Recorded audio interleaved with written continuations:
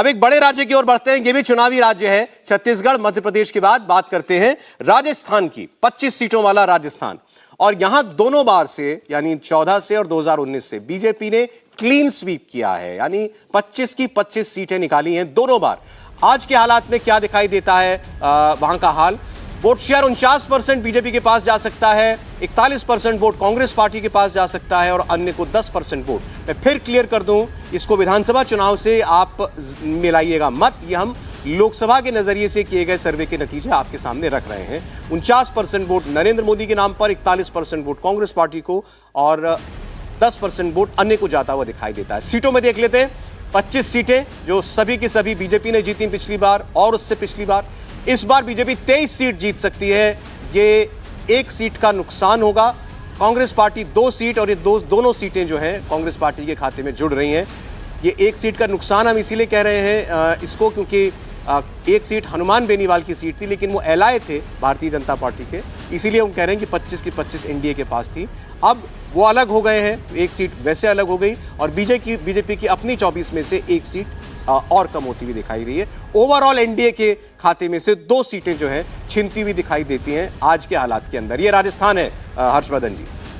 नहीं, मुझे लगता है कि राजस्थान में जितना मत प्रतिशत का फासला है और राजस्थान में जिस तरह से अशोक गहलोत सरकार ने, एक तरह से कहें कि सरकार चली ही नहीं, पूरी सरकार सिर्फ और सिर्फ झगड़े में चलती रही। अब उसको आप विधानसभा के लिहाज से देखेंगे, लेकिन अगर लोकसभा के लिहाज से देखें तो नरेंद्र मोदी की पर्सनालिटी, राज्य सरकार का जिस तरह का काम रहा, जो पूरे समय एक दूसरे से लड़ती रही, और राजस्थान की जनता को लगता है कि जिस तरह की योजनाएं केंद्र ने भेजी है, मुझे लगता है कि उसके आधार पर ये जो सर्वे कह रहा है, मतलब अगर कोई सीट कांग्रेस को मिल रही है तो मेरे लिए वो आश्चर्यजनक होगा, क्योंकि कम से कम लोकसभा चुनाव में कोई भी सीट ऐसी मुझे नहीं दिखती जिसपे कांग्रेस पार्टी बहुत मजबूत होती दिखती है। जहां 1-2 जगह गुंजाइश थी, उसको भी भारतीय जनता पार्टी बेहतर करने की कोशिश कर रही, लेकिन प्रत्याशी चयन मुझे लगता है राजस्थान में सबसे बड़ी चुनौती होगा अगर हम नंबर्स की बात। एक बार जरा देख लेते हैं इन 3 महीनों में कितना अंतर आया, जुलाई से लेकर आज अक्टूबर के बीच में, तो वो कंपैरिजन भी आप कर लीजिए। इससे भी पता चलेगा कि किसका ग्राफ बढ़ रहा है। बीजेपी की 2 सीटें बढ़ी हैं जुलाई से अब तक के बीच में। 21 सीटें जुलाई के सर्वे में दिखाई दे रही थी, जो बढ़कर 23 हो गई हैं। कांग्रेस पार्टी की सीटें इनफैक्ट घटी, 4 से घटकर 2 पर आ गई हैं। तो बीजेपी ने गेन किया है पिछले 3-4 महीनों के अंदर। ये हमें इन दोनों सर्वे का जो मेल है वो बता रहा है। राजस्थान के बारे में समीर साहब और बेहतर बताएंगे। मुझे लग रहा है प्रधानमंत्री मोदी जिस हिसाब से लगातार राजस्थान का दौरा कर रहे हैं, मतलब 10 बार, अभी 1 साल के अंदर वो 10 बार उनका दौरा हो चुका है, तो मुझे ऐसा लगा प्रधानमंत्री दौरे के बाद भारतीय जनता पार्टी की स्थिति वहाँ मजबूत होगी।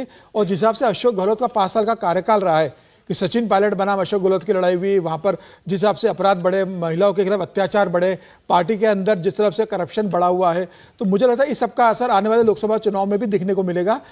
और भारतीय जनता पार्टी मुझे लग रहा है सारी सीटें जीतेंगी।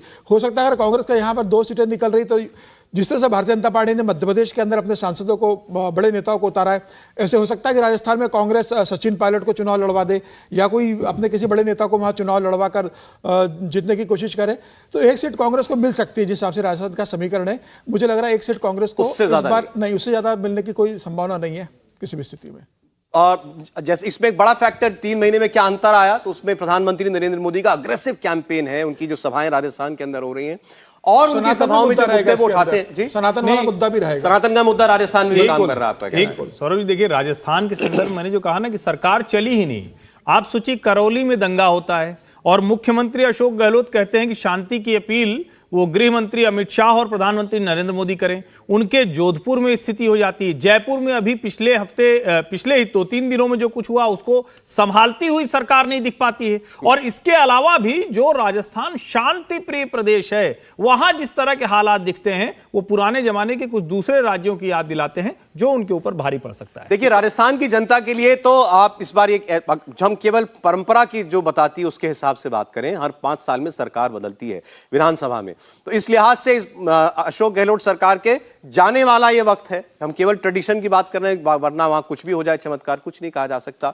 तो इस लिहाज से तो जनता के लिए अगर एक ही तरफ वोट है तो दोनों जगह एक ही तरफ वोट है, उसको साफ दिखाई दे रहा है। इंडिया टीवी हर वक्त हर जगह डाउनलोड करने के लिए सर्च करें India TV news Google play store या ऐप स्टोर पर।